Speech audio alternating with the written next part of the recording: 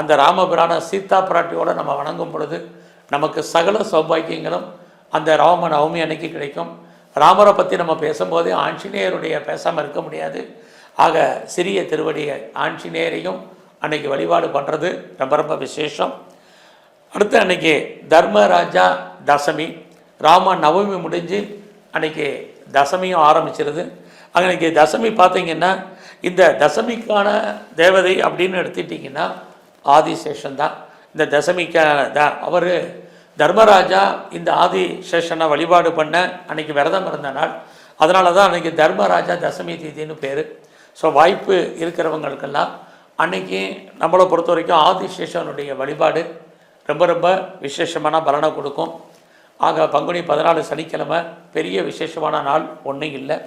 அடுத்தபடியாக பங்குனி 15 ஞாயிற்றுக்கிழமை அன்றைக்கி பார்த்திங்கன்னா கரி நாள்.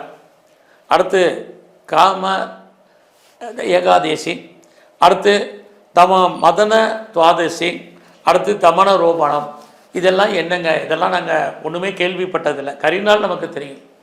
கரிநாள் நமக்கு சுபகாரியங்கள் விளக்கப்பட்ட நாள். எல்லா விதமான சுபகாரியங்களும் அன்றைக்கி தவிர்க்கப்பட வேண்டிய நாள் பங்குனி 15 ஞாயிற்றுக்கிழமை. அடுத்து இது என்ன நமக்கு முக்கியமான நாள் அப்படின்னு நீங்கள் காமத ஏகாதசி அப்படின்னு கேட்குறீங்க. காம தகந்தான் அர்த்தம். நம்முடைய ஆசைகளையும் எண்ணங்களையும் நிறைவேற்றும் ஏகாதசி திதி. ஆக இன்றைக்கி ஏகாதசி திதி. ஆக இந்த ஏகாதசி திதியில் கெட்ட எண்ணங்கள் காமத்தால் உருவாகக்கூடிய பாவங்களை போக்கக்கூடிய நாள். இன்றைக்கி நம்ம விரதம் இருந்து பெருமாளை சேவிச்சுட்டு வந்தால் நம்முடைய அத்தனை விதமான எண்ணங்களும் ஆசைகளும் பூர்த்தி ஆகக்கூடிய நாள்.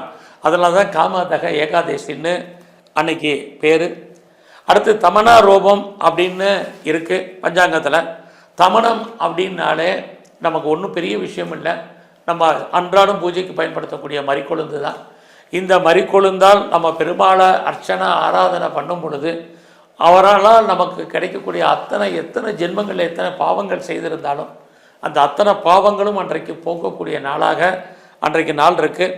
அதுதான் அன்றைக்கி ரொம்ப விசேஷம். அடுத்தபடியாக மதன துவாதசி. மதன அப்படின்னாலே அதுவும் விஷ்ணுக்குரியது தான். அன்றைக்கி விஷ்ணு பூஜை பண்ணுறது, விஷ்ணு மகாவிஷ்ணுவை வழிபாடு பண்ணுறது இன்றைக்கி ரொம்ப ரொம்ப விசேஷம்.